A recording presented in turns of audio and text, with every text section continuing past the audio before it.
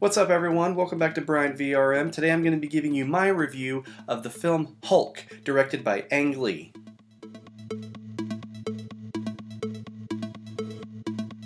Hulk was released in 2003. The film starred Eric Bana, Jennifer Connelly, and Sam Elliott, and it was based off the Marvel comic by Stan Lee and Jack Kirby. And the comic featured the story of a scientist named Dr. Bruce Banner, who was exposed to a high amount of gamma radiation, and as a result, it causes him to turn into a hulking green monster whenever he becomes angry. Now, before I get started with this review, I just want to let you all know that there will not be too much in terms of spoilers. Now, with that said, let's get started. The story starts off with Dr. Bruce Krenzler saving his colleague from being exposed to a high amount of gamma radiation during an accident in a science lab, exposing himself in the process.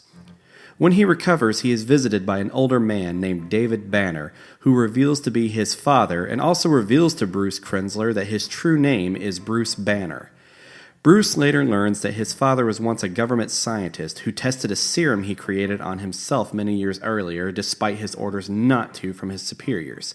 And as a result, he genetically passed the abnormal gene to Bruce, and the gamma exposure mutated that gene, turning him into a hulking monster whenever angered. Being completely honest, I thought this film was a major disappointment. I thought the pacing was horrible and I found the film boring. They tried to edit the scenes to make it look like a live-action comic book at times, and originally I thought that was a pretty unique idea. But after a rewatch, I thought it was a complete mess and also distracting. I thought the acting was way over the top, especially during the scenes where Bruce Banner is turning into the Hulk. There were a few moments where I couldn't tell if Bruce was hulking out or just constipated. I think my favorite actor in this film was Sam Elliott in his portrayal of General Ross. I also didn't care for how big the Hulk was.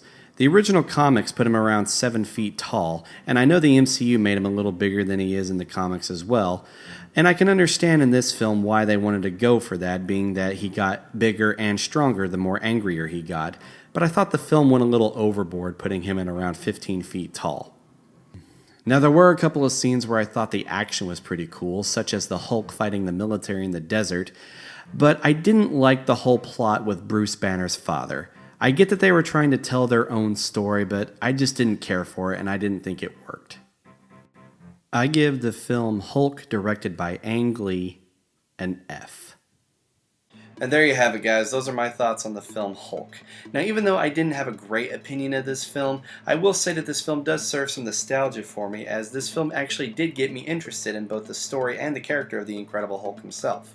Now, before I go, I will let you know that there is actually a novelization to Hulk that was written by Peter David.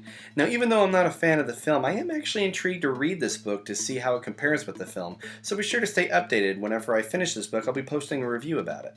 But that is going to do it for today, guys. Thank you all so much for joining me. I hope you enjoyed this review, and if you did, please like this video, and please comment down below and let me know your thoughts on this film.